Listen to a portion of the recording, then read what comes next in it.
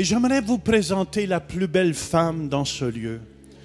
Une mère qui est une mère aussi pour l'Église quand on a commencé. Vous savez, quand on a commencé cette Église, le premier dimanche, on était 11. Je pense que c'était presque juste ma famille qui était là. Et juste de voir la grande famille grandir et voir toutes les guérisons que Dieu a fait au milieu de nous, tous les miracles. Même ministre Denise, elle a prié pour quelqu'un qui avait un tumeur au cerveau, c'est bien ça. Et cette personne s'est confirmée médicalement. C'est une maman ici, une grand-maman aussi. Et cette personne s'est confirmée médicalement, elle est guérie au complet. Come on, on applaudit le roi des rois ici. Alléluia. Amen. Et j'aimerais, sans plus tarder, vous la présenter. Elle est à ma droite depuis 45 ans. Amen. Et la mère de mes 2 enfants. Et je veux qu'on l'accueille très chaleureusement. Maman Louise. Tu sais, c'est moi ton cadeau. Tu es tellement bénie. Amen. 45 ans. Wow. Alors, grand-maman de 5 petits-enfants. Amen. Alléluia. Alors, bonne fête des mamans, toutes les mamans qui sont ici ce matin. Je veux vous dire que je vous aime et je vous encourage à continuer, à persévérer. Même si quelquefois c'est difficile avec les enfants, ça peut être difficile, on le sait. Et tout le monde qui dit oui, disent quoi? Amen. Des fois, mais la plupart du temps, c'est une joie d'être une maman et d'avoir des beaux enfants que le Seigneur nous a vraiment confiés. Alors, si vous voulez, on va commencer en priant. Seigneur, je te remercie pour toutes les mamans qui sont ici aujourd'hui, Seigneur Dieu. Je te remercie que ta main d'amour est posée sur elles, sur chacune d'elles. Mettez votre main sur votre cœur. Seigneur, je te remercie que ce matin, elles puissent ressentir ton amour puissamment, Seigneur. Puis merci, Seigneur Dieu, que tu leur dis que tu les aimes et que tu apprécies les enfants qu'elles élèvent pour ta gloire. Merci, Seigneur. Je te bénis, je te rends grâce. Et tout le monde dit Amen. Alors, soyez abondamment bénis. Je suis contente d'être ici. Juste une petite histoire en commençant. Petit Jean va chercher le balai. Ça, c'est la maman qui demande à son petit garçon. Petit Jean va chercher le balai qui est au fond de la cour. Dit la maman à son petit garçon un soir d'hiver. Maman, il fait noir et j'ai peur d'aller tout seul au fond de la cour. Ça, c'est des petits garçons. Les petites filles seraient allées tout de suite. Il répond, n'aie pas peur, petit Jean. Tu sais bien que Jésus est partout et qu'il nous protège. Tu ne seras pas seul. C'est vrai, il est partout. Il est aussi au fond de la cour. Bien sûr, mon chéri. Alors le petit Jean ouvre la porte de la cour et crie, Jésus, si tu es au fond de la cour, peux-tu ramener le balai, s'il vous plaît? Alors, gloire à Dieu pour les petits-enfants. Combien leur foi est simple. Amen. Alors, ce matin, le titre du message, c'est la foi d'une maman. Alors, vous savez, on va partager les 3 mamans. Vanessa, Rachel et moi-même, nous allons partager la foi d'une maman. Vous allez voir, ça va être très, très bon. Alors, vous savez qu'on a à l'école du dimanche 175 enfants d'inscrits. Ouf! Alors, ça en fait des mamans, ça. Ça en fait des mamans. Alors, on vous applaudit et on vous remercie. Alors, il faut comprendre que nos fils et nos filles sont vraiment des cadeaux du Seigneur. Dans le psaume 127, verset 3, ça nous dit « Voici, des fils et des filles, je rajoute, sont un héritage de l'Éternel. Le fruit des entrailles est une récompense. » Alors, vous savez qu'une belle petite fille va venir au monde très bientôt, mais ça bloque. Ça bloque. Alors, lève-toi, on va prier pour toi. Toutes les mamans, étendez vos mains vers elle. Il faut que ça débloque aujourd'hui. Elle est due hier. Seigneur, on t'élève, Patricia, on te remercie que ce petit bébé arrive bientôt, même aujourd'hui, Seigneur. On te remercie pour cette merveilleuse petite fille que tu donnes à Patricia et Jonathan. Une belle petite décœur, Seigneur, puis on te remercie que ça débloque aujourd'hui. Et tout le monde dit Amen. Ça va débloquer. Amen. Alors, il faut comprendre que le rôle de la maman chrétienne remplie du Saint-Esprit est de transmettre sa foi à ses enfants. Alors, le mot « transmettre » est ceci, ça veut dire faire passer quelque chose à ceux qui viennent ensuite ou après nous, à ses descendants et à sa postérité. Alors, nous, comme maman, c'est notre devoir de transmettre notre foi en Jésus-Christ à nos enfants. Et ça se fait dès le berceau. Dès qu'ils viennent au monde, tu leur dis, « Oh, mon petit bébé d'amour, je vais t'élever pour la gloire de Dieu. » Et d'en faire un homme et une femme de Dieu. C'est ça notre but. C'est ça qu'on veut transmettre à nos enfants. Pasteur Jean et moi-même, nous sommes la première génération de chrétiens nés de nouveau, remplis du Saint-Esprit. On a eu 2 fils, Matthieu et François, qui ont été élevés aussi dans les voies de Dieu. On leur a transmis notre foi et maintenant Matthieu et François transmettent leur foi à leurs enfants qui à leur tour vont transmettre leur foi à leurs enfants. C'est ça qu'on veut comme chrétiens, nés de nouveau, remplis du Saint-Esprit, c'est de perpétuer les générations qui aiment le Seigneur Jésus. Pourquoi vous venez à l'Église? Pour entendre la parole de Dieu, pour être remplis de la parole de Dieu, pour grandir. Pourquoi est-ce que vous amenez vos enfants à l'Église? Pour la même chose. Pour qu'ils entendent la parole de Dieu. N'est-ce pas? Alors, la foi, c'est une assurance, une persuasion, une conviction de la vérité. C'est une croyance ferme dans sa parole. Alors, une maman qui a la foi, écoutez bien ceci, les mamans, c'est une femme qui marche avec assurance, qui est persuadée et convaincue de la vérité et qui croit fermement dans la parole de Dieu. Oui, je vous dis que les épreuves vont venir. Mais ce ne sont pas les épreuves qui vont ébranler votre foi. Oui, vous pouvez avoir de la peine. Oui, vous pouvez rire. Vous pouvez avoir toutes sortes d'émotions. Mais votre foi doit demeurer solide en Jésus-Christ, forte. Et ce n'est pas ça qui va venir nous ébranler. Même si nos adolescents font des choses qu'on n'apprécie pas quelquefois, notre foi, nos yeux sont fixés sur Jésus-Christ. Et c'est à ce moment-là qu'on leur dit, « Seigneur, on a fait tout ce qu'on avait à faire. Maintenant, on te les abandonne entre les mains. Prends-en soin. » Un jour, il a fallu se mettre à genoux pour nos 2 fils qui vendaient de la drogue dans le quartier à côté de chez nous, en Floride. On ne savait pas, mais à un moment donné, on l'a su. Quand les policiers sont venus cogner à la porte et dire, « Est-ce que ce sont vos 2 fils? » Mon mari et moi se regardaient. « Non, non, non. » On a dit, oui, qu'est-ce qu'ils ont fait quand il est 3 heures du matin, que tu penses qu'ils sont couchés dans leur lit et que tu les vois derrière un gros policier qui arrive et qui dit, vos fils ont volé quelque chose dans un dépanneur, une caisse de coke. Alors Dieu voulant, on les a remis entre les mains de Dieu et Dieu s'en est chargé. Tout ce qu'ils faisaient, ils ne pouvaient pas se sauver de l'œil de Dieu. On apprenait tout le temps, d'une façon ou d'une autre, tout ce qu'ils avaient fait. Puis ils en ont fait. Puis à chaque fois, ils nous regardaient et ils disaient, « Mais comment ça se fait que vous savez ça? » Ben, j'ai dit, « Parce que vous appartenez au Seigneur Jésus-Christ. Et c'est lui qui prend soin de vous. » Parce qu'à ce moment-là, on n'avait plus confiance, on n'avait plus rien à faire, mais on les a remis entre les mains du Seigneur Jésus-Christ. Et c'est cela qu'on est appelé à faire comme maman et papa dans le foyer. Oui, le papa est la tête du foyer, mais il faut que le papa prenne sa place. Parce que la maman peut en faire juste tant.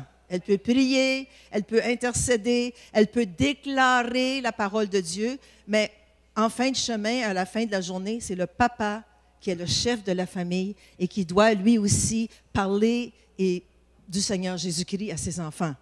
Êtes-vous d'accord, maman? Êtes-vous d'accord, papa? Amen. Alors, la foi de nos enfants, écoute bien ceci, Jonathan, la foi de nos enfants, c'est notre responsabilité comme parents. Attendez pas de dire, ben moi je vais aller à l'école du dimanche, puis mes enfants vont être éduqués dans le Seigneur. Oui, l'école du dimanche, c'est super, puis merci Seigneur. Mais la grande responsabilité nous revient. Quand l'Église est ouverte, on vient avec nos enfants, puis on a beaucoup d'enfants, puis on les entend aussi beaucoup. Puis on les amène aussi le vendredi soir à la jeunesse, quand la jeunesse a lieu. On ne peut pas punir nos enfants en leur disant, tu ne viendras pas à la jeunesse vendredi soir. Tu peux dire, tu as fait quelque chose qui n'est pas correct, je t'amène à la jeunesse à 7h30, je te ramasse à 9h30, tu ne pourras pas avoir d'entretien avec tes amis à cause de ce que tu as fait peut-être. Mais n'empêchez pas vos enfants de recevoir la parole de Dieu. Vous comprenez ce que je veux dire? Amen, alléluia. Alors, il y a deux femmes dans le Nouveau Testament qui ont élevé un enfant qui est devenu un disciple de Jésus-Christ. La grand-maman et la maman, qui s'appellent Loïs et Eunice, qui ont élevé un fils qui s'appelait Timothée. Timothée, c'était un disciple du Seigneur Jésus-Christ et il était rempli de feu pour Dieu, au point que Paul, l'apôtre, l'a remarqué. Et pour que l'apôtre Paul remarque un garçon rempli du Saint-Esprit, il fallait qu'il ait été inculqué par sa mère et sa grand-mère de ce que c'était d'être un disciple et un homme de foi. Amen? Alors, en écrivant à Timothée, Paul lui a dit dans sa deuxième lettre, « Gardant le souvenir de la foi sincère qui est en toi, en parlant de Timothée, qui habita d'abord dans ton aïeul, c'est-à-dire ta grand-mère Loïs, et c'est 2 Timothée 1, 5, pour ceux qui mettent les versets, qui habita d'abord dans ton aïeul Loïs, qui est la grand-mère, et dans ta mère Eunice, et qui, j'en suis persuadé, habite aussi en toi. » Puis le verset tout de suite après, il dit « Ranime le don qui t'a été donné par l'imposition de mes mains. » Parce que Timothée était peut-être découragé. Puis ça nous arrive à nous aussi, quelquefois, d'être découragés, mais le Seigneur dit « Ranime le don, ranime la flamme en toi. » Malgré les circonstances, malgré les situations, malgré ce que tes enfants font, que tu n'es pas d'accord à ce qu'ils fassent. Amen? Il y a des mères qui me regardent avec des grands yeux en me disant « Oh, tu ne connais pas ma situation. » Oui, je la connais, je l'ai connue et je la connaîtrai encore probablement. Mais nos enfants, c'est des cadeaux du Seigneur. Déclarons ce que l'on veut qui arrive dans le cœur de nos enfants. Amen? Alors, les enfants nous regardent. Nous sommes des modèles et des exemples pour nos enfants. Ce que papa et maman font, l'enfant va faire. Alors, j'ai 2 diapos qui vont nous montrer que l'enfant fait ce que va faire aux parents. J'espère qu'on l'a. Le premier, Jean-Paul. Bon, voilà, la maman qui parle au téléphone et la petite qui imite.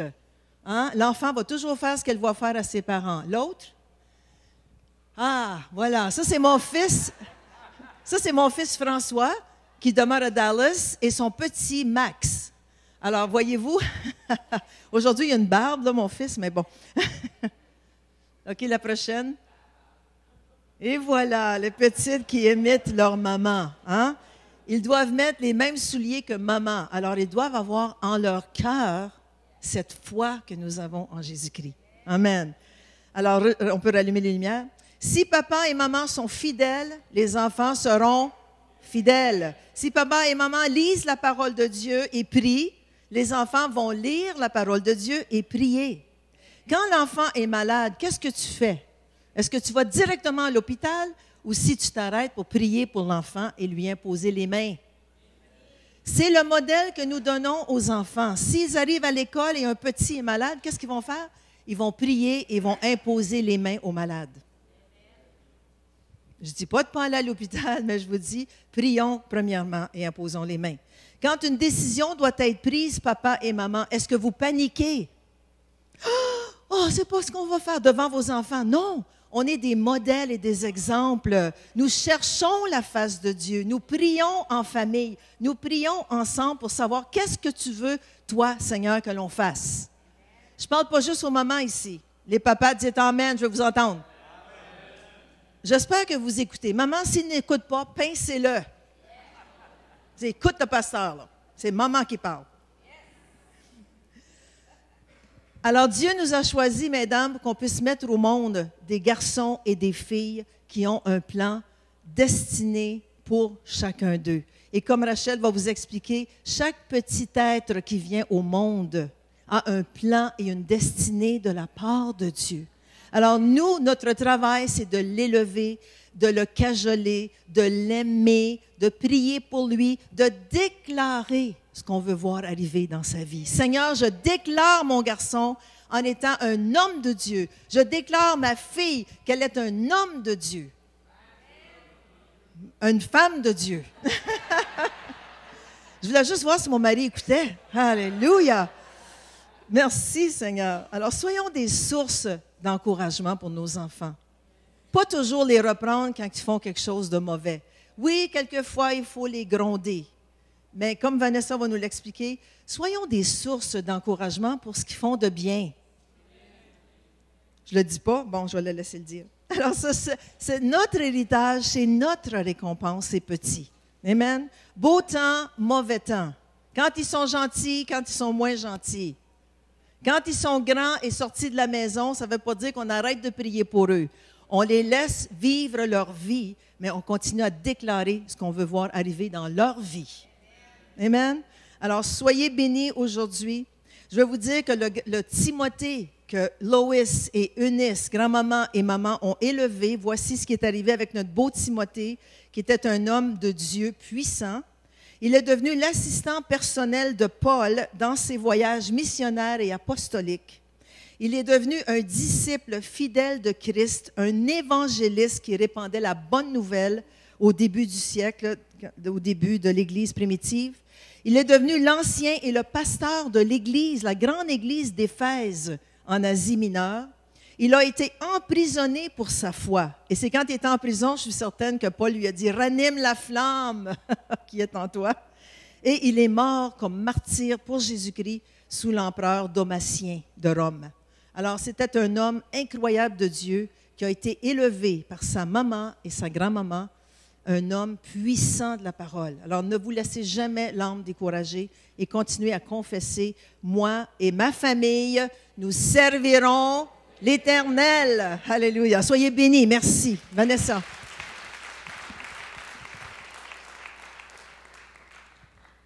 Alors, merci, Pasteur Louise. Pasteur Louise m'a demandé de partager mon expérience de maman et tout de suite, je voudrais juste vous remettre en contexte pour ceux qui ne me connaissent pas. Donc, je suis l'épouse à Pasteur Mathieu. J'ai été élevée en Suisse born and raised in Switzerland pendant 21 ans. Et puis, j'ai ensuite fait une expérience extraordinaire, une des expériences les plus belles de ma vie. Je suis partie à l'âge de 16 ans comme nanny en Angleterre, comme fille au père en Angleterre. Et j'ai été dans une grande famille de 8 enfants, chrétiennes.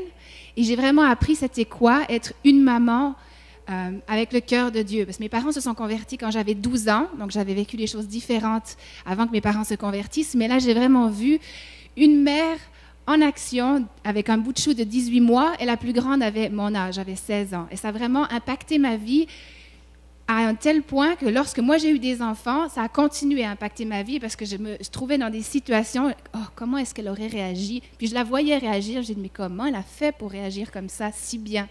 Donc ça a vraiment été un exemple pour moi.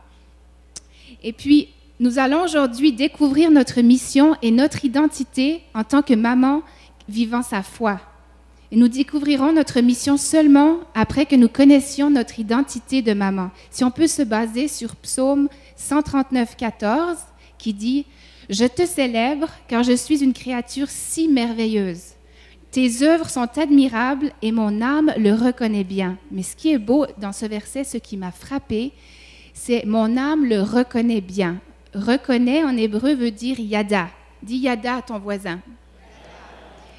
La signification de yada, c'est connaître, apprendre à connaître, reconnaître, être révélé, admettre et confesser. Ça veut dire qu'il y a un travail. Il faut l'admettre, il faut le reconnaître, il faut le confesser qu'on est une créature si merveilleuse. Donc, ce n'est pas quelque chose qui nous est donné comme ça.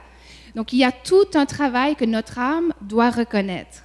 Et ça, malgré les publicités, malgré la télévision, malgré les vidéos, malgré YouTube, il faut reconnaître que nous sommes une créature merveilleuse, malgré Photoshop, qui est injuste.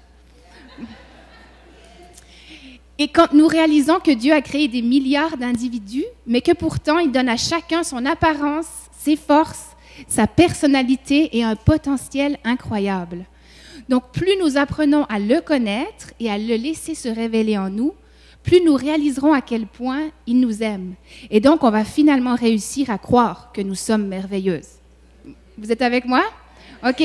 Alors maintenant que vous êtes toutes des créatures merveilleuses, on a toutes chacun notre style. Vous allez certainement vous reconnaître. J'ai quelques images en arrière. Donc, parmi nous, nous avons des mamans au foyer, des mamans femmes de carrière, des mamans qui travaillent à temps partiel, des mamans aux études, au travail, des mères monoparentales, des mamans sandwich. Est-ce que vous savez c'est quoi des mamans sandwich? C'est des mamans qui sont prises entre élever leurs enfants et puis elles doivent s'occuper de leurs parents qui vieillissent. Et de plus en plus, on retrouve cette génération sandwich, des mamans qui doivent faire ces deux rôles et qui est très, très épuisant. Il y a aussi celles qui se voient déjà maman dans leur tête, mais que le corps n'a pas encore suivi. Et je sais que Rachel va glisser un mot spécial pour ces mamans en devenir aussi. On dit qu'une maman un jour est une maman toujours. Et il n'y a pas vraiment de retraite de maman, juste des saisons différentes. Alors l'important, c'est que nous soyons là où Dieu nous veut pour cette saison. Parce que des fois, il y a un temps pour étudier, il y a un temps pour travailler, il y a un temps pour rester à la maison. Puis entre nous, on n'y reste pas, on y travaille. Toutes les mamans qui restent à la maison sont avec moi. Et savez-vous qu'une femme au foyer, vous savez c'est quoi son salaire annuel, si on devait la rémunérer? C'est 100 000 $. C'est 100 000 $, messieurs. Donc, lorsque vous donnez l'option à votre femme de rester à la maison, vous économisez 100 000 $. Il est tellement important de profiter de chaque saison, de profiter d'avoir du temps de qualité avec nos enfants. Et l'âge de 0 à 5 ans est le plus important. Tout ce que vous pouvez faire pour que vous soyez le plus de temps possible avec vos enfants entre 0 et 5 ans, faites-le. Parce que vous allez avoir un impact éternel et c'est crucial pour la vie de vos enfants. Donc, après avoir touché cette identité de maman, nous réalisons que nous sommes l'Église. Nous sommes l'Église pour nos enfants à la maison, nous sommes l'Église au travail, nous sommes l'Église aux études, à l'épicerie. Vous êtes encore l'Église, même quand ça ne va pas comme on veut, quand les enfants veulent du chocolat, puis qu'on leur dit non, puis quand l'enfant se roule en dessous des tablettes, on est encore l'Église et ils vous regardent. Donc, vous êtes un impact. Vous avez un impact sur eux. Donc, notre but ultime et notre mission est basée sur Matthieu 22, versets 37 à 39. Si vous voulez le prendre avec moi, c'était un docteur de la loi qui posait une question à Jésus. Quel est le plus grand commandement? Et Jésus lui dit, « Tu aimeras le Seigneur ton Dieu de tout ton cœur, de toute ton âme et de toute ta pensée. C'est le premier et le plus grand commandement. Et voici le second qui lui est semblable. Tu aimeras ton prochain comme toi-même. » Donc notre mission, mesdames, envers nos enfants, est de leur faire découvrir l'amour de Dieu pour eux, leur identité unique et ce que Dieu veut pour leur vie. Je vous mets au défi de le faire. Faire découvrir à nos enfants que Dieu les aime d'une façon extravagante. Alors, posons-nous la question, quelle qualité de l'amour de Dieu est-ce qu'on développe en famille? Posez-vous la question. La semaine passée, quelle qualité de Dieu avez-vous développée en famille? Demandons à nos petits de quelle manière Dieu les a créés uniques. Demandons à nos ados de quelle manière est-ce que tu vois tes copains ou tes amis chercher à se faire accepter. Qu'est-ce qu'on peut faire cette semaine pour démontrer de l'amour aux autres? Développons une réflexion en tant que notre rôle de famille. Je vous mets au défi cette année, en 2015, de devenir des familles missionnaires. Non, vous ne déménagez pas en Afrique. Là. Devenir une famille missionnaire dans ton quartier, dans ton immeuble et là où Dieu t'a placé. Une famille missionnaire, ça utilise ses compétences, ses capacités, ses ressources pour aider son voisin, aider son prochain. Parce que nous sommes appelés à accomplir une mission bien plus grande que juste nous-mêmes. Alors, de toute façon, lorsqu'on a des petits-enfants, même un peu plus grands, on se couche fatigué. Est-ce que je suis toute seule? OK. On se couche fatigué. Mais si on avait organisé quelque chose pour bénir les voisins, on se coucherait fatigué, mais satisfait. Autant donner aux autres, non? Donc, une famille missionnaire reconnaît que le but de la vie est de poursuivre le plan de Dieu. Quelques petits trucs pratiques seraient d'encourager l'esprit de générosité chez nos enfants, d'encourager les initiatives comme des levées de fonds, des collectes d'objets, du soutien et de l'implication dans la communauté. Quand c'est le nettoyage de printemps du quartier, on planifie, on met ça dans l'agenda, puis on va aider. Parce que des enfants qui focalisent sur les autres et leurs besoins ont moins de temps de se plaindre, se regarder le nombril et faire des stupidités. Ils ressentent une satisfaction, un vrai sens des valeurs, puis une identité qui se construit, un sens des responsabilités. L'enfant il se dit, je suis capable et puis utile. Donc, c'est important. Vous verrez, ils auront moins de temps de faire des choses que vous ne voulez pas qu'ils fassent quand vous organisez des choses importantes et qui ont de la valeur. Voici donc comment nous pouvons développer et cultiver notre foi et celle de nos enfants en se mettant à l'œuvre concrètement. Pasteur Louise m'avait demandé quelques petits trucs où elle m'avait demandé de partager par rapport aussi à la correction et à l'instruction, parce qu'on est appelé à corriger puis à instruire nos enfants, et souvent on entend correction, la punition, toutes sortes de punitions. Mais dans l'instruction, il y a l'encouragement. Dans l'instruction, il y a attraper son enfant à faire du bien et le valoriser. Savez-vous que c'est un impact 2 fois plus grand de l'attraper à faire du bien et de le louer ou de dire « Waouh, bien réussi, je suis tellement fière de toi ». L'enfant, il remonte son estime et il va faire 2 fois mieux parce que juste tu l'as encouragé. Alors que si il avait fait une erreur et que tu l'écrasais, de toute façon, il n'est pas capable, autant qu'ils fassent ce qu'ils veulent. Donc, je vous encourage à attraper vos enfants, à faire du bien et valoriser-les. Ça a un impact éternel. Même après sur vos adolescents, vous êtes leur plus gros ou leur plus grand cheerleader. Et plus, Chantal elle dit oui parce qu'elle a du cheerleading.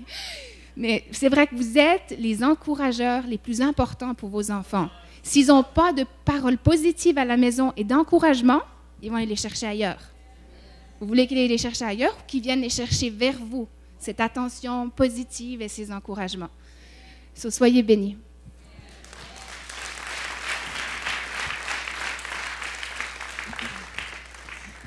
Je demandais à Salomé de dire un mot à sa maman. Alors, prenez-le pour vous aussi.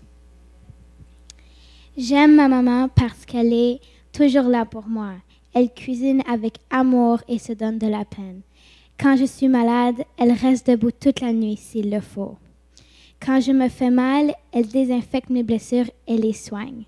Quand je suis triste ou fatiguée, elle me donne un gros câlin et me rassure. Elle est drôle quand elle chante et qu'elle ne connaît pas la moitié des mots dans la chanson. On lui pardonne. Elle prend des marches avec moi en forêt et on regarde des films ensemble. Je t'aime, maman, et personne ne peut te remplacer, tu es la meilleure. Bonne fête des mères.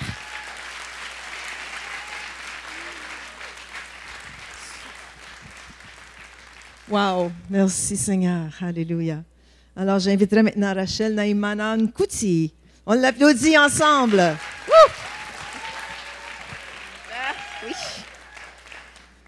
Oui. Bonne fête des mères à tout le monde. Mon cher époux m'a dit qu'il faut absolument que je garde le micro ici pour que tout le monde m'entende et que je vous regarde. Je suis très obéissante et une femme soumise.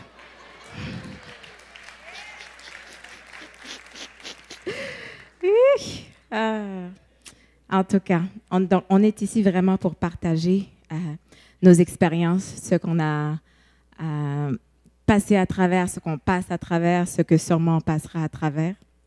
Par la grâce de Dieu, vraiment le rôle d'être une mère, c'est vraiment la grâce de Dieu. Parce que c'est quand même assez dur. Ça vient nous chercher dans tous les coins et les recoins et ça nous trouve. Ça, c'est sûr, ça nous trouve. Donc, on va aller directement dans la parole. Moi, je vais vous parler un petit peu de tout et de rien, mais c'est vraiment de cœur à cœur et je veux vraiment que vous m'écoutez, les hommes et les femmes et les enfants, s'il y en a. Ouvrez votre cœur. Je ne suis pas là pour juger quiconque. Je suis ici pour discuter. Vraiment là pour discuter. Jérémie, chapitre 1, verset 5, je vais le lire rapidement. Avant que je t'ai formé dans le ventre de ta mère, je te connaissais. Avant que tu sois sorti de son sein, je t'avais consacré, je t'avais établi prophète des nations. On saute dans Psaume 139, 15 et 16, ça dit « Mon corps n'était point caché devant toi lorsque j'ai été fait dans un lieu secret, tissé dans la profondeur de la terre. Quand je n'étais qu'une masse informe, tes yeux me voyaient et sur ton livre étaient tous inscrits les jours qui m'étaient destinés avant qu'aucun d'eux existe. » Ça, pour moi, ça a vraiment révolutionné la façon que je regarde mes enfants, la façon que je me regarde. Parce que c'est pour ça vraiment que des fois, on voit des parents et des enfants et tu te demandes comment est-ce que cet enfant a pu aller loin. C'est parce que chaque être humain a un destin très différent. Très, très différent. Même avant la conception, comme ça nous dit ici dans les Écritures, avant la conception, notre esprit était avec Dieu. Il était avec Dieu, il nous connaissait, il connaissait même tous les petits jours qu'on allait passer sur cette terre, avant même que notre père et notre mère soient ensemble. Ça, c'est grandiose. Et pour moi, ce que j'ai compris et ce qui a vraiment révolutionné, c'est que lorsque l'enfant est conçu, et bien sûr, Dieu utilise notre corps biologique pour le façonner. Et c'est pour ça qu'il y a des ressemblances biologiques, mais pas nécessairement des destins qui ont on n'a pas la même direction. Et lorsque j'étais en train de faire les recherches, c'est comme si Dieu me dit, OK, regarde-moi Rachel. C'est comme si je dépose dans tes mains un petit bout de chou d'esprit. Et je te le donne et je te le délègue. Et je te dis, élève-le. Et il me donne le manuel. Ça, c'est le manuel. Comment élever les enfants. Et puis, il me dit, avec ça, cet enfant va savoir d'où il vient. Il vient de Dieu. Pourquoi il est ici? Il a été créé pour être ambassadeur de Christ. Point. Pas d'autre chose. Ça vient dans d'autres formes, ça sort dans d'autres formes, mais il a été ici pour être ambassadeur de Christ, son représentant. Et comment il va vivre? Ils sont supposés vivre comme Christ. Et la quatrième chose, où il va aller, il va retourner vers le Père Céleste. Et il me donne ça à moi, en tant que parent, en tant que mère. Tu en auras aussi besoin pour savoir comment l'aimer inconditionnellement comme je t'ai aimé. Comment le pardonner inconditionnellement comme je te pardonne tous les jours. Comment le diriger, comment l'endurer comme je t'endure chaque jour. Comment lui parler comme je te parle doucement, en chuchotant, pas en criant. C'est rare d'entendre la voix de Dieu, là.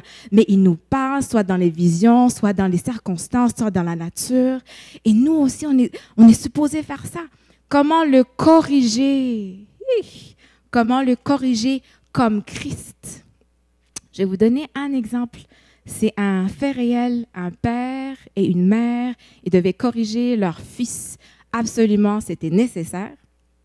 Et puis, ils l'ont envoyé, normalement, la punition de ce qu'il avait fait, je ne sais pas exactement ce qu'il avait fait, mais c'était d'aller passer la nuit dans pas la cave, mais dans le attic, je ne sais pas c'est quoi.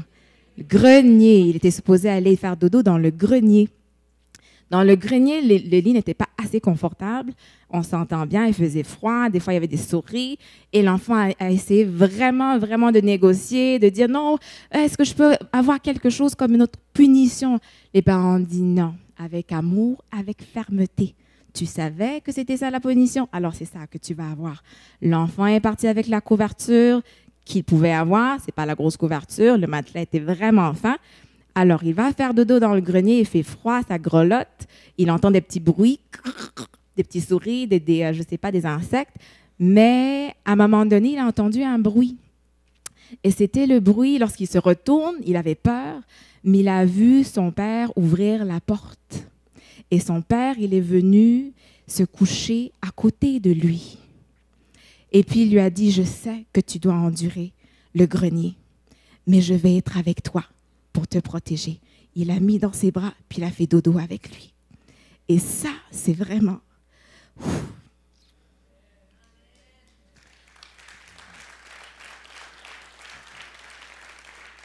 Et c'est ça... Et c'est ça, corriger avec amour. Ah, j'ai mis de make-up, il ne faut pas que ça tombe. Et c'est ça, corriger avec amour. Je sais que des fois, on prend des choses très personnelles et on a des raisons. Peut-être qu'on a parlé beaucoup, on a avisé beaucoup, on a fait beaucoup de... on a parlé assez, on a donné beaucoup d'exemples et tous les tralala, des témoignages. Mais l'enfant va faire ce que l'enfant fait qui est l'imperfection. Et nous aussi, on est des hommes et des femmes imparfaits. Et on va faire des erreurs. Mais en tant que père et en tant que mère, aujourd'hui c'est mère, on corrige avec amour parce que notre Père céleste, il nous corrige avec amour. Donc, je vous encourage.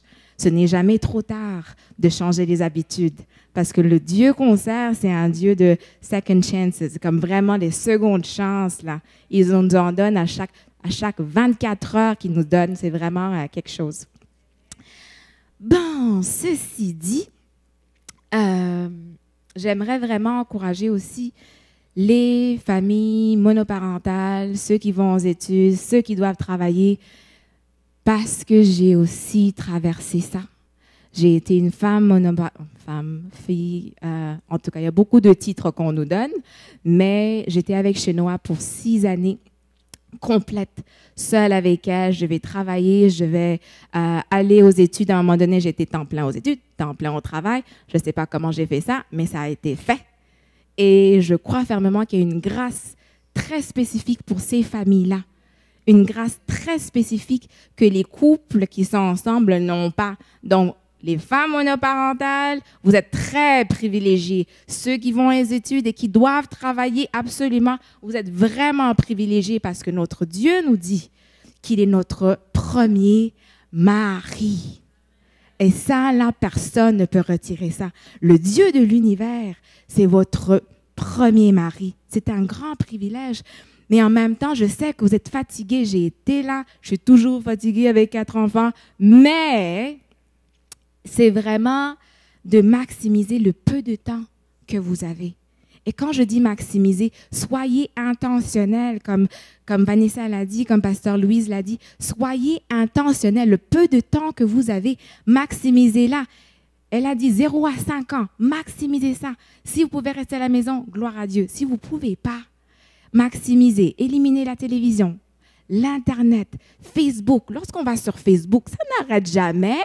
Il y a toujours des mises à jour, mises à jour, mises à jour, mises à jour, mises à jour, mises à jour. Comme l'autre jour, on m'a envoyé un texto pour me dire que mes amis, que je ne connais pas tous, mes amis, ils ont fait une mise à jour, il y a 600 quelque chose mise à jour. Il faut que j'aille lire ça. Excusez-moi, j'ai pas le temps. J'ai une vie en dehors de Facebook. Donc, s'il vous plaît, minimisez ça. Vous êtes capable de minimiser ça. Dieu vous a donné le contrôle de soi. Regardez des émissions ensemble. Avec Netflix, maintenant, il y a tellement de choses que vous pouvez regarder ensemble. Des émissions qui sont instructives et impliquez-les dans votre cheminement. Si vous allez à l'école, impliquez-les dans ce que vous étudiez, les projets que vous faites. Vous serez vraiment étonnés comment ça les éveille à leur capacité. Peut-être que vous allez aussi découvrir leur destin, leurs rêves, leurs intérêts. Il y a tellement de choses que vous pouvez les impliquer. Et aussi, il faut célébrer avec eux. Non seulement ce qu'ils font, mais ce que vous faites. Moi, je me souviens, lorsque j'ai eu ma graduation à l'université, Chenoa était là. C'était une grosse affaire parce que mes études étaient assez longues. Je ne vais pas vous dire combien d'années ça m'a pris, mais c'était long. C'était vraiment long. Lorsque j'en ai célébré, c'était vraiment quelque chose. Alors, la dernière chose pour les familles monoparentales, soyez alerte avec qui vous laissez vos enfants. Et ça, je le répète, soyez alerte avec qui vous laissez vos enfants. Je sais absolument que vous avez besoin de repos, mais soyez alerte. Soyez alerte. Priez, appelez l'église. Y a-t-il des femmes qui peuvent prendre mes enfants pour quelques heures? Je ne sais pas, mais soyez proactives. Je vais parler brièvement sur les adolescents. Est-ce qu'il y en a qui ont des adolescents ici? Est-ce qu'il y en a qui ont des adolescents ici? Je vous vois, vous vous cachez. Mais c'est une phase très exceptionnelle, pleine de mystères et de surprises et d'apprentissage. Et c'est bon, parce que nous aussi, veut pas, on est comme des adolescents avec Dieu. Aux yeux de Dieu, on fait toujours des machichis, n'est-ce pas? Mais il est très patient et nous aussi, on est supposé être la même chose. Mais ce que je voulais vous apprendre, mais en même temps, peut-être confirmer avec ceux qui le savent déjà, d'après la culture juive, il n'y a pas d'adolescent. Vous regardez dans ce livre-là, il n'y a pas le mot adolescent, c'est enfant et jeune adulte et les personnes âgées, etc. Il n'y a pas d'adolescent. À partir de 12 ans, ils sont responsables. On doit apprendre à comment éduquer nos enfants. à les responsabiliser. C'est mieux le plus tôt. Dans les 0 à 5 ans, il y a des petites tâches que vous pouvez faire. Et le site que Vanessa nous a donné, le Focus Famille, il y a plein d'idées. Vous allez là-bas, focusfamille.com, focusfamille.com, focusfamille.com. Allez-y, il y a beaucoup d'idées et ça va vous donner, et c'est vraiment éduquer les enfants intentionnellement parce que le but, c'est qu'ils ressemblent à Christ. Il ne faut jamais l'oublier. Ils ressemblent à Christ lorsqu'ils aiment, lorsqu'ils dealent avec les défis et tous les tralala. Bon, une dernière chose que j'aimerais vraiment souligner, avec les adolescents, des fois, on prend des choses très personnelles. Mais je veux que vous sachiez que notre réputation est beaucoup moins importante que leurs âmes devant Dieu. Je vais répéter. Notre réputation est beaucoup moins importante que leur âme devant Dieu. Dieu, il voit l'âme de ton enfant, de ta fille, de ton fils. Et il voit qu'il y a un problème d'ego, je ne sais pas, quoi que ce soit, là, qu'il y a un problème. Et puis, il y a Satan qui va le consulter et dire « Ah, moi, je vais faire ça. » Dieu le permet parce qu'il sait que si ça vient, ça va terrasser la petite chose qui bloque ton enfant pour avancer. Alors, vraiment, là, si ça arrive, ce n'est pas... ta réputation est moindre parce que le plus important, c'est l'âme éternelle de ton enfant. Je vais toucher un petit peu à... dites avec moi. Ouch. Ouch. Ouch. Je vais parler sur la modestie. Dites avec moi, modestie. Modestie. Ah là là. Bon. Je ne vais pas parler beaucoup, je vais vous envoyer dans les textes, parce que c'est pas moi qui va parler, c'est Dieu qui va parler. Dans 1 Corinthiens, chapitre 10, 31 à 33, ça dit ceci. Faites tout pour la gloire de Dieu. Ne soyez en scandale ni aux Grecs, ni aux Juifs, ni à l'Église de Dieu. De la même manière que moi aussi, c'est Paul qui parle, je m'efforce en toutes choses de plaire à tous, cherchant non mon avantage, dites avec moi, non mon avantage, mais celui du plus grand nombre afin qu'il soit sauvé. Afin qu'il soit sauvé. C'est quelque chose, la modestie, on l'a mis à côté dans l'Église, dans le peuple de Dieu, mais je vais juste vous sortir des faits. Un sondage a été fait dans une grosse église aux États-Unis et on demandait aux hommes qu'est-ce qui vous distrait lorsque ça vient en question des vêtements de la femme. Première des choses, c'était il y a beaucoup de choses, mais je vais juste vous citer 3. Peau beaucoup trop exposée, les habits moulants, sous-vêtements visibles, etc., etc.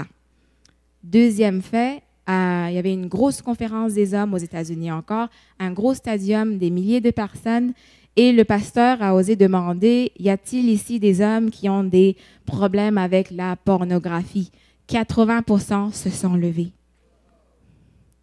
Ça, on parle des hommes de Dieu remplis du Saint-Esprit qui vont à l'Église et qui ont sûrement des rôles dans l'Église et qui vont là-bas pour être changés ou bien pour donner et ils ont des problèmes avec la pornographie. C'est un fait réel.